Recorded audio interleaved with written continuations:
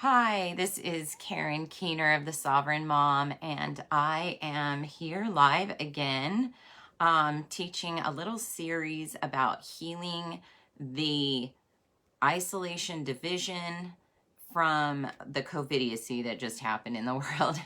And there was a lot of people turned against each other and whatnot. And so I wanted to start to focus on some things that we can do actively to counteract some of the division, some of the isolation, some of the loneliness we felt as direct loss to some of our relationships that took a big hit this last 2 years with everything that's gone on. A lot of us have lost some very close, loving, important relationships. And so I wanted to kind of address some of that loss, some of the feelings of loss we've been feeling. Excuse me, let me give myself a little booster here. To address some of the loss that we've been feeling, some of the hurt, and some of the ways that we can counteract this through creating better boundaries in the future. And so I've been talking a lot about different aspects of this healing over the last few days. I decided I would do a 11-day series. It's going to be a 10-day series because I did have a migraine one night, and so had to unfortunately cancel one night. So it's going to be a 10-day series, but I hope you're here with me, joining me. And if you are here, say hi below. And also, I'm going to give you guys a link in the comments here. And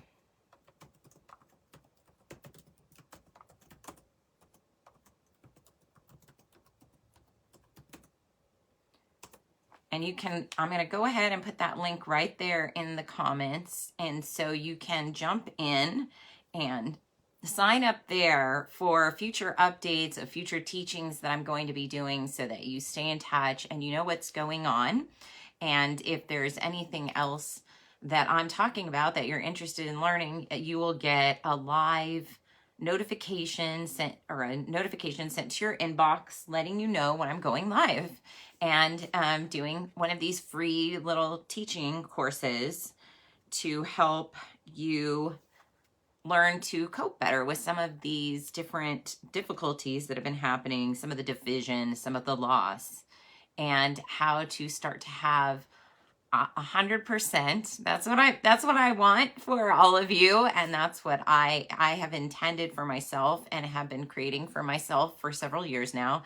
100% harmonious, loving, supportive, and enduring relationships that just lasted right through this whole COVID debacle, which was really lovely for me. I did see some acquaintances kind of fall off and stuff, but it was not luckily for me. I've been through a lot of the loss already with different value shifts. And I think values is a big part of why we start going in different directions from people at times like this, is because we discover that we didn't really share the same values as other people in our lives. One moment. I'm going to share this around so people can find us. Thank you for your patience. All right. Hello, Sheena. So today I wanted to talk a little bit about self-reflection.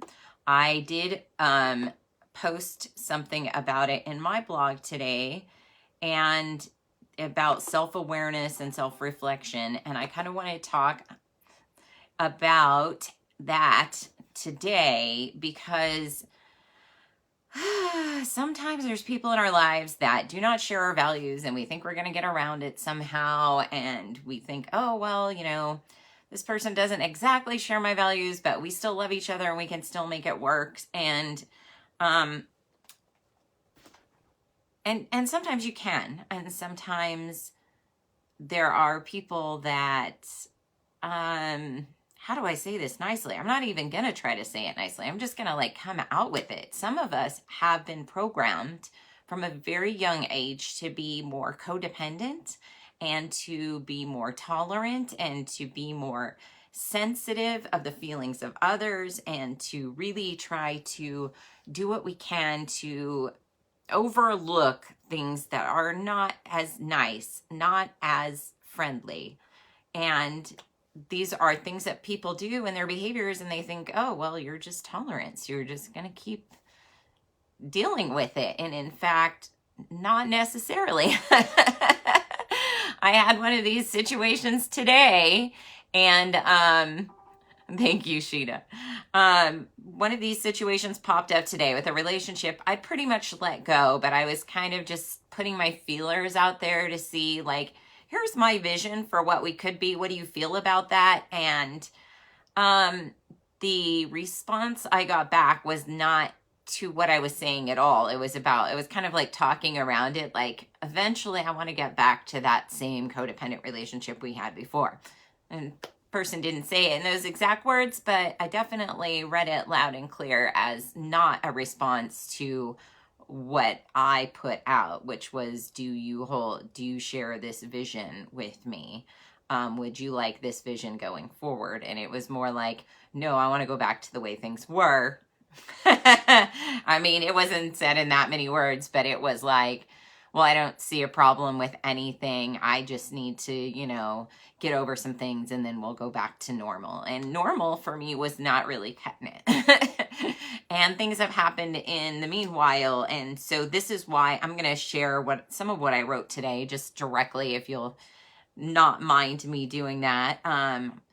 I said, today I learned to stop believing that because people are less understanding and introspective than I am about their own motivations, that I am more obligated as a compassionate, loving, and understanding person to compensate for their lack of self-awareness when they attack me or behave poorly towards me.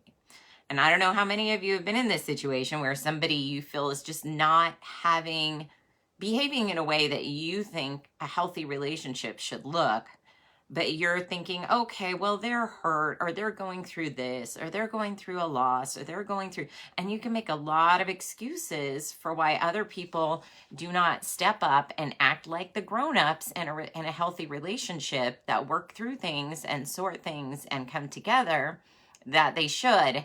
And so you maybe, in my case, I didn't just allow them to, I didn't just allow them to go off a little bit, but I allowed some abuse to happen, and like some vindictive behavior happened toward me, and I was supposed to play dumb about it, and I was willing to. I was like, you know what? I know why they're doing it, and it doesn't have anything to do with me. It's their personal stuff, and so I've learned all of these ways to healthfully understand that their stuff isn't my stuff. But at the same time, I'm not responsible for them and their stuff, but they are still responsible for them.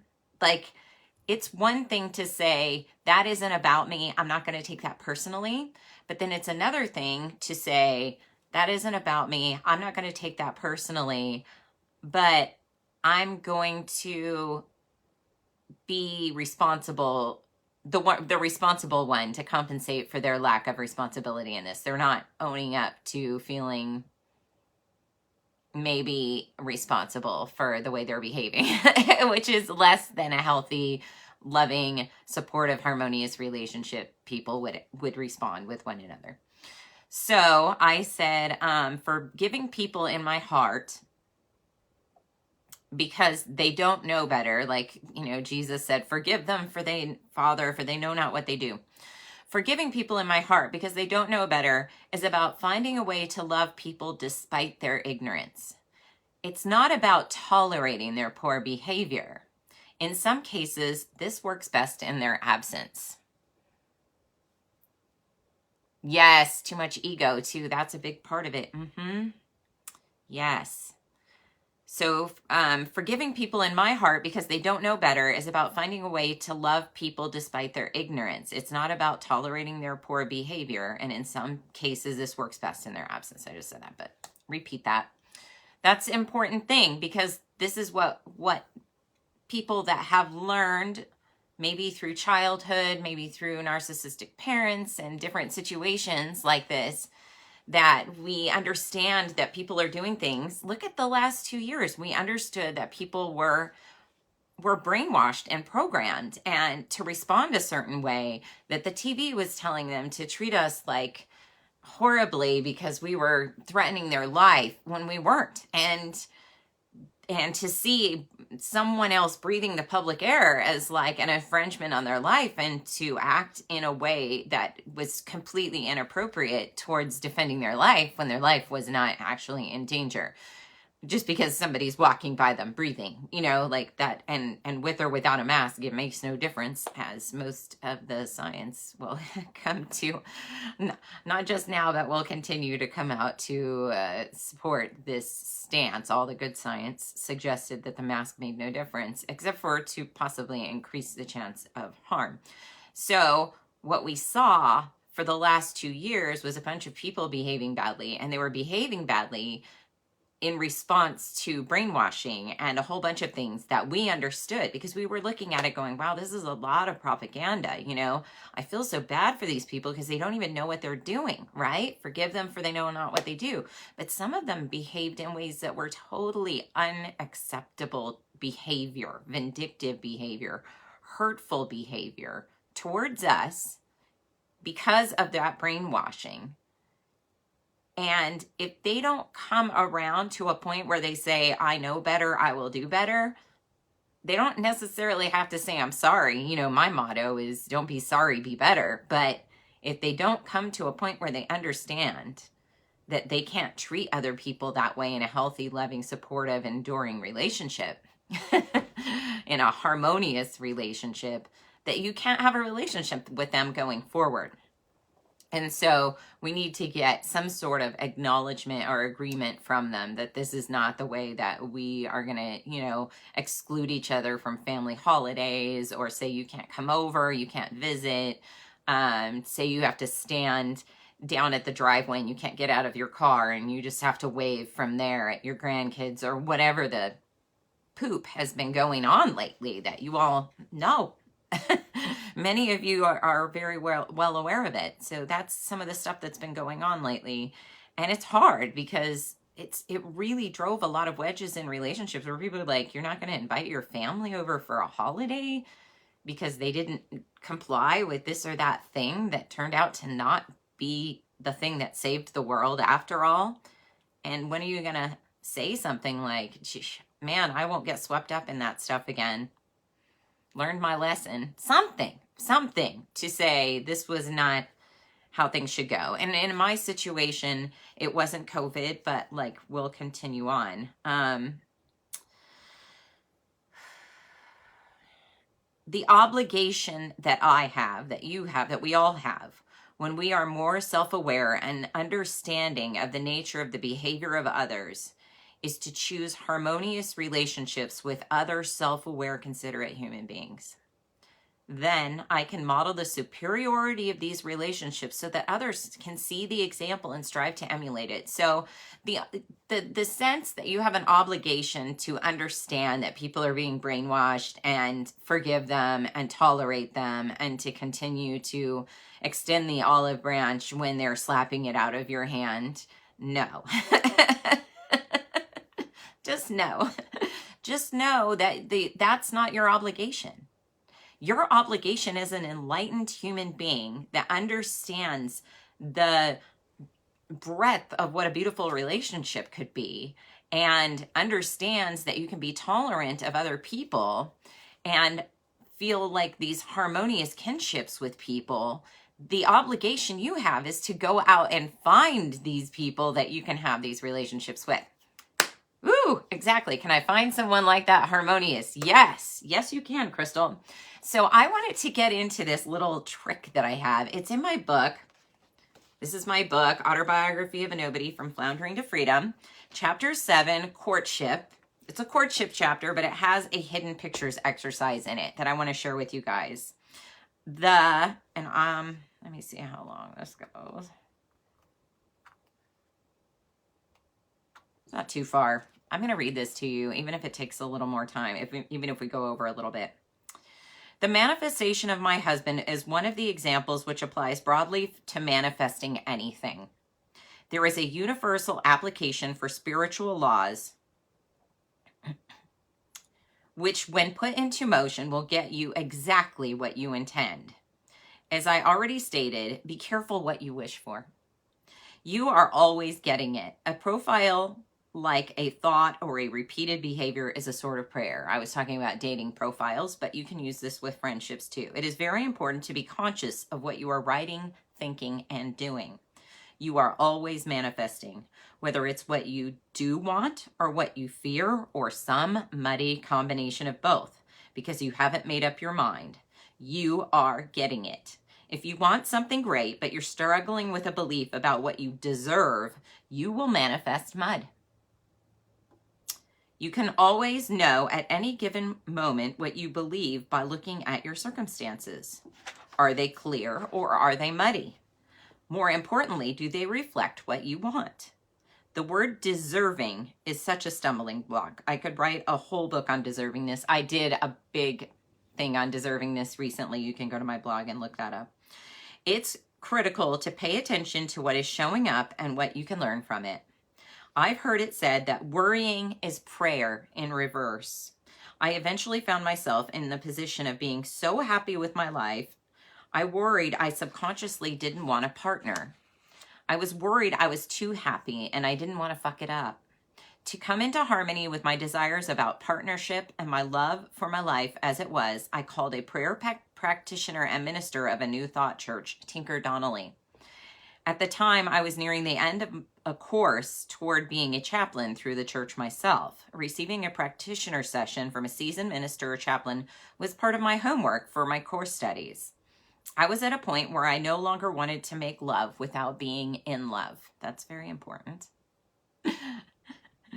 I enjoyed sex, but I felt like I owed it to myself not to let another one-night stand into my bed. I was meeting some really close marriage material guys, and the nuances of not matching up were only slightly apparent on an energetic level. It was coming down to knowing whether someone was right or wrong for me based on vibrations. At the end of this year-long course, I was a very clear vessel, and I was in love with my life just as it was. I didn't need anyone. I didn't want to add something to my life that would detract from how good I had it. When I called Tinker, this was the first thing I asked. I am really happy with my life. I have fallen in love with nearly every moment of my day. I feel complete and fulfilled. I have always felt like I wanted a partner, but if I fall any more in love with my life, just as it is, am I signaling to God or the universe not to give me more? It's a really good question. I think a lot of people feel that way, just like, geez, how do I strike a balance between loving what I have and wanting more? How do I love what I have and want more at the same time? Am I saying, dear God, don't give me any more because I'm saying I'm content with what I have? Her answer was essentially that I still hadn't appreciated how complete my life was. Because if I had, my life would be complete with everything I wanted, including a partner. Ooh, I wasn't ready to hear that at that time. Luckily, her approach was as a mystical Columbo. She went through a series of questions with me about what my ideal relationship would look like or feel like, and located the spots in which I still felt incomplete or could say, here is something I want, which I do not have. Rather than saying, ask for that, she told me to take each one of these feelings or visions of missing couple activities I saw myself doing with a partner and find a single word that encapsulated those ideals for me. She recommended I get at least 5 key quality words. She instructed me to write them down on a small piece of paper, which I should keep in my pocket on my person at all times. This last part was the magic. She asked, did you ever read Highlights magazine as a kid? Do you remember the hidden pictures game? They would have this big picture of a day in the life of some person, and hidden within that picture would be all sorts of camouflaged items, such as a candlestick, a book, a baseball bat, a dog, a lamp, or a pot of gold. She explained to me that hidden within my daily life was my pot of gold. It was perfect, whole, and complete. Nothing at all was missing. If I could find where those qualities already existed in my life and appreciate them entirely, the universe would pour more of them onto me. The words on my paper were something I was to actively seek in my everyday experiences and come to appreciate as much as any other fulfillment in my life. If I saw this fulfillment, I should stop and recognize, thank you, more please. My first word was chemistry.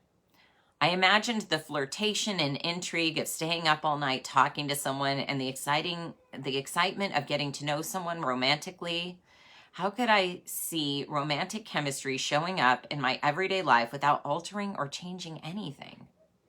How had chemistry qualities already been showing up for me? Later that evening, I went to that pub in Delray, which I once worked at, to meet some friends. A very young new host who took my old position was flirting with me. He was cute, but at least 15 years my junior. If I felt awkward about returning his playfulness, I had a sense he couldn't be seriously interested in my tired old ass. But who knows with guys in their early 20s, right? He was having fun either way. It dawned on me to look at my paper where I saw the word chemistry. I decided to accept the moment just as it was without judgment. I enjoyed some flirtation and the feeling of chemistry regardless of the compatibility of the person with whom I was sharing it. It was a fun night. Every time he came to where I was seated with my friends, we made eye contact and I got a little high. The playful banter got my heart racing. It was fun and not weighted down with a project or future attached to it. I said, thank you, more please, as I accepted chemistry into my life, regardless of form. My second word was communion. To me, this word encapsulated a vision about shared experiences. I saw myself enjoying the communion of doing mundane tasks together, such as walking the dog, watching TV with our feet up on the couch, or washing dishes together. The following day, I was walking Miller, the dog I watched most of the time that I lived in Delray. I noticed Miller and I shared communion in appreciating our walks. We enjoyed the squirrels and the smell of the air in late spring with all the flowers in bloom. I walked home appreciating our communion as it was, fulfilled. I went to work doing my massage in my roommate's meditation room. There was a giant ficus tree growing in the room, planted in a giant red ceramic pot, which sat next to me every day as I did massages.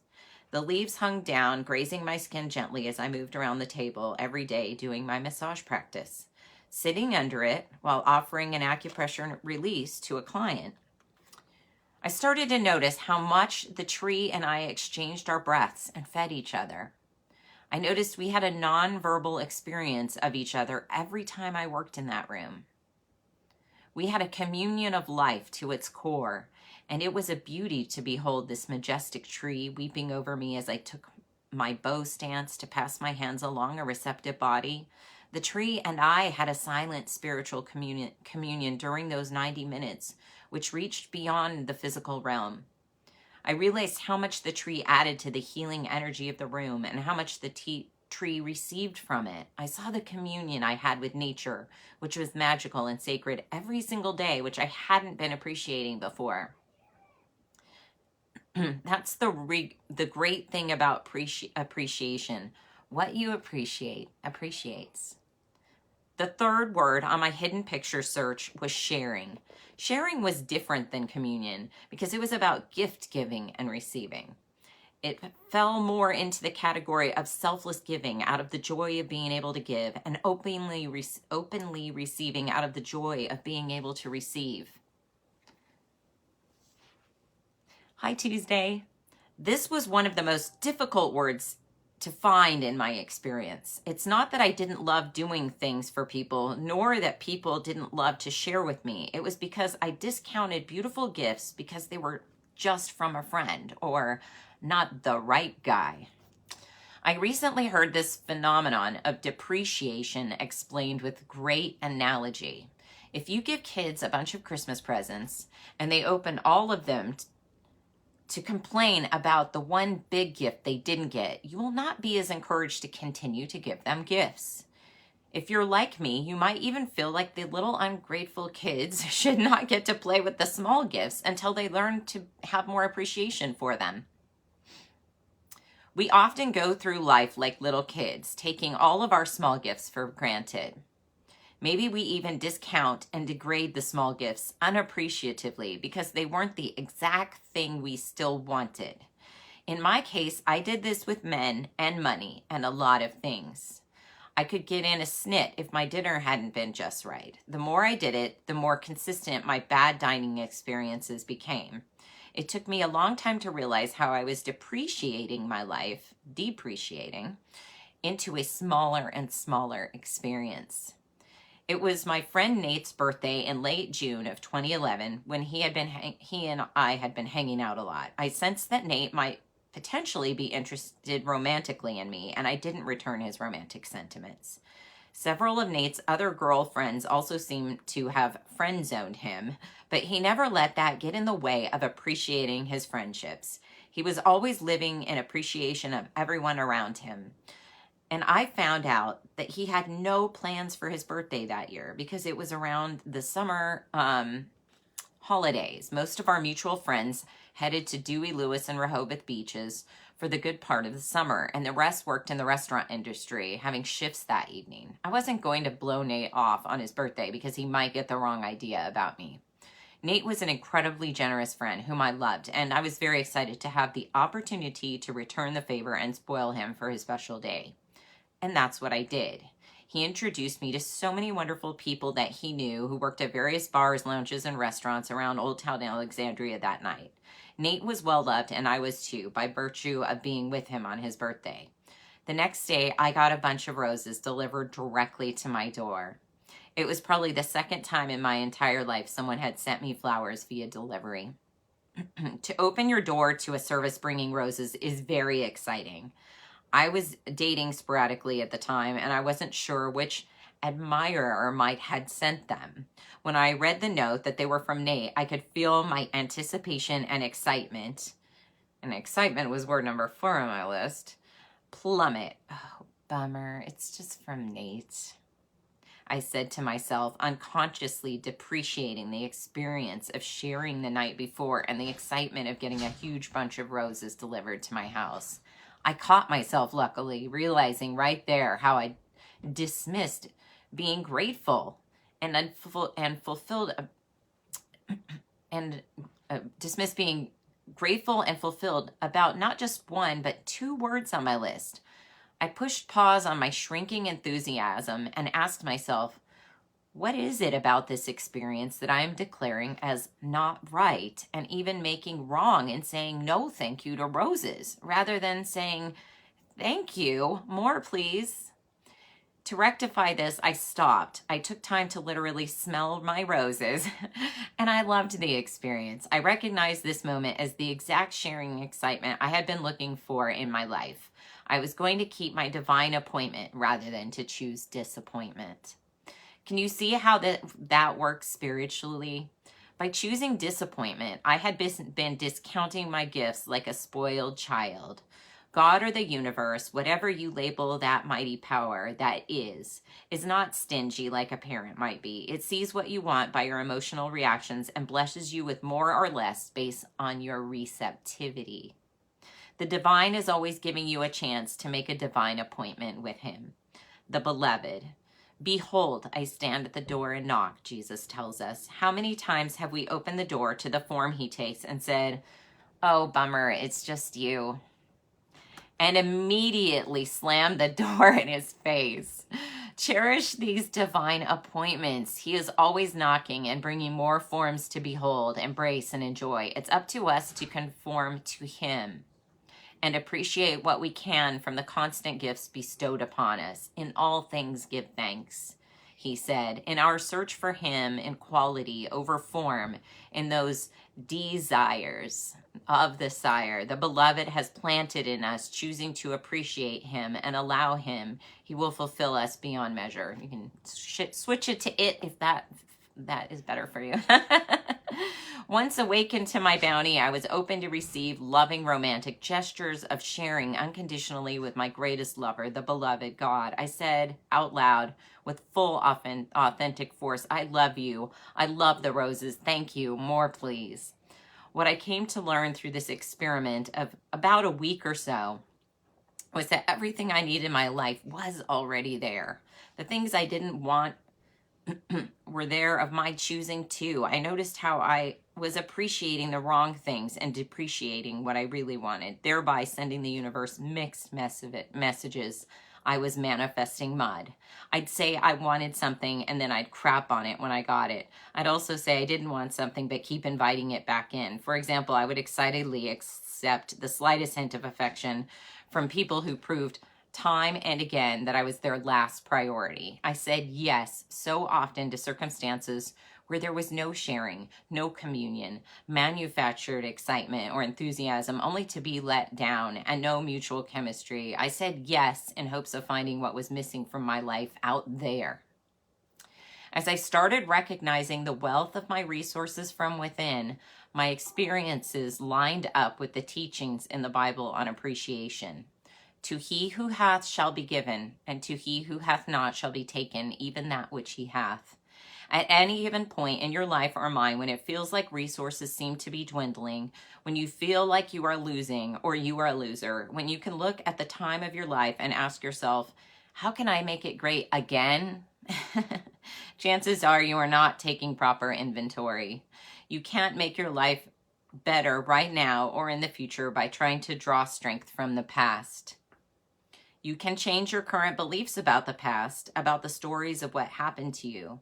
You can rewrite your personal story and re-author your life for empowerment. But all of that has to be done now in the present. You can be grateful for all you have gained in the present from past experiences. Nothing from the past is going to pop up into your present and make your life glorious again. The word again is indicative of repetition. Your life is more like a river, and anyone can tell you you can't step in the same river twice. Accept the present as it is. Smell your roses, gather them while ye may. It was with this freshness and newness of my summer roses in 2011 that my life started to look like the picture of word number 5, love. As I loved every minute of my life and started noticing that nothing was missing, that invisible barrier had been crossed. I was, as Thoreau suggested, endeavoring to live the life of my dreams. I was about to meet that success he referred to, which comes in an uncommon hour. And that's the end of that chapter 7 on courtship.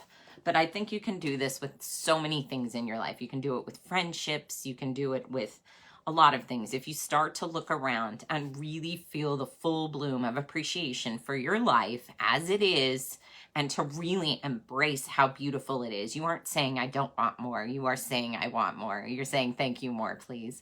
And I hope that you guys can take this lesson into your lives. I'm glad to be able to share that with you, and maybe share this particular post with friends if you feel moved to, that you think that it might help to think about it. I should mention that the next chapter is talking about love, and it's about how I met Aaron. Less than a week later, he came walking into my own backyard, and the next day he delivered me roses, and it was all that I ever dreamed it could be. And it's been happily ever after ever since. So I do want to say that that is a beautiful way to work on manifestation, is to see your life in the hidden pictures, to see like there is a puzzle here in my life, that I am missing something probably from how wonderful things are right now if I'm not seeing all of it and I'm not feeling all of it. And what the universe does is it just keeps sending you more and more and more. Yes, just after Nate's roses. It was like Nate's roses were still on the table when Aaron's came. They were still in full bloom. So it was within the same, like, it was the second time. So the second time was with Nate, and it was the third time in my whole life I'd received roses. I was almost 40 years old already. And 2 right there next to each other, sets of beautiful roses from my honey that I'm with now and will be with forever, and from Nate, who is my dear, dear friend. So it was really beautiful to have that experience and to just be open to it. But like I said, there's a lot that we just need to be more open to, the beauty that is in our life that we're not seeing and we're not appreciating. And sometimes we can just look at the things that are disappointing or letting us down or not measuring up to our hopes and dreams and everything, and be still saying, you know, where is it? Where is it? Where is this thing that, where is this? And like I said, it was partnership, but she said, what's partnership? You know, what about partnership do you feel is missing? Like, what in your life do you not have that partnership can give you, that are exact specific experiences? And what do those experiences mean in words for you? And I think if you look at any aspect of your life, if it's financial, if it's whatever, you can start to make these declarations of thank you, more please, while looking for those hidden pictures in your life and finding them and making a conscious choice to be appreciative whenever you can. And boom, life just starts like so many blessings, like flower petals raining down. That's my, that was and Aaron's wedding song. It was Mahadeva, which means great God. Mahadeva. So many blessings, like flower petals raining down. Where there's no beginning, no end can be found. That's the Mahadeva song. Yes, you can manifest more money. Yes, the same way. I would say the same way. What about money is in Tuesday in your circumstances? You would look at it and you would say, what about money? What about my experience feels like it's missing that money could bring me? And then think about the exact experience you would like to manifest, and think about what that experience would bring you, what quality, what feeling you could have. And then start looking in your life for ways that feeling is already coming to you in really wonderful, unexpected ways. And if you're looking for it, and I think that's another thing, because when you're looking for it, like when you carry those words around and you're like, I'm looking for this just feeling of like never-ending abundance, like this currency feeling, and you're like holding that piece of paper in your pocket every day with currency written on it or something, and you're like, it's almost like you're reaching out to the universe, and it's like it wants to answer back. So it's almost like, you know, behold, I stand at the door, and it's almost like you're taking the door in your mind because you're looking for it. You're going, where is that? Where is it? Where is it? I know this currency is in my life already somewhere. I'm going to find it. You know, here's my day. I'm going to go through my day and I'm going to have this experience of currency without doing anything new or unusual. It's going to happen and I'm going to experience it. So thinking about what more money will bring me and make me feel, then find things I already have that give me these feelings. Yes, exactly. So that's it right there. It's about seeing where you are blessed right now, the things that give you those feelings. Exactly. And so, and then write down those words, five words, five experiences of abundance that you feel like are missing in your life.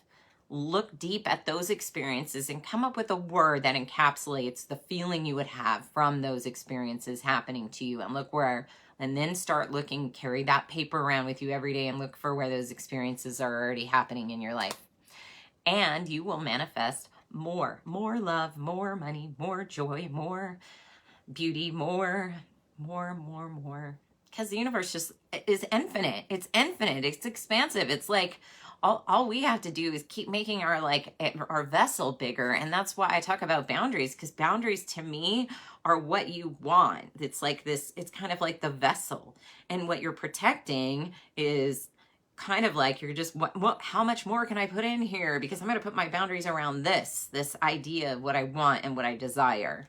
And so this is why I'm always hammering on about boundaries, because to me, boundaries are like the outside of the cup, you know? They are, in fact, to me, boundaries are the picture frame. They're like what you what you want in your picture frame. So you look, you get to choose what you want to focus in on, and where your attention goes, energy flows. So when you put your attention on those things that you want most, and you are undivided in that intention, if you have what's the word, a strict discipline about that attention that you place on what you truly want and desire, it will come into focus for you. And so you'll be able to see it more and more, and you'll be able to like zoom in and focus out the riffraff, so that the more you focus in on that, like I said yesterday, the less you have to walk away from relationships or tell people no or push people off, or you're going to be focusing more on what comes inside those boundaries, and your life will blossom. It'll be full of flowers and romance and love and all the wonderful things that we want to enjoy, all the creative things that we want to do with our lives that are fun and fulfilling and exciting. So I hope this talk has been a blessing to each of you. I know it has been for me already. I feel really excited being here with you, and thank you all for your joining me and your engagement today. I went way over. But I wanted to read that chapter of the book, and I knew that might take me over a little bit. Yeah.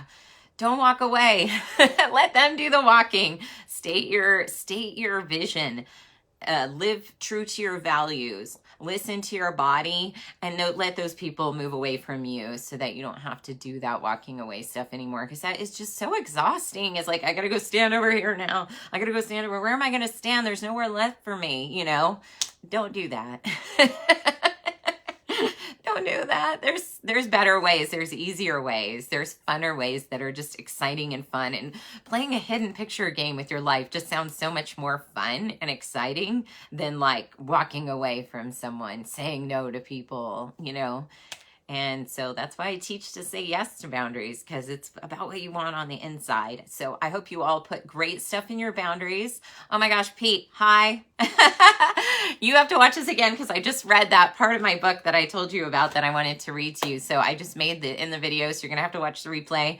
Share this with your friends if you liked it and you saw something out of it. Also, in the links, I did post the my Substack that you can subscribe to, and I will be putting all the replays in my Substack. You can share it with your friends. And if you subscribe, you will get notifications that I'm going live in your inbox, and so that you can not miss out on any more free trainings and talks. And hopefully this has been a wonderful experience for you, as it has been for me. I love you all. May you all have happy, loving, supportive, enduring, and harmonious relationships. Have a lovely day.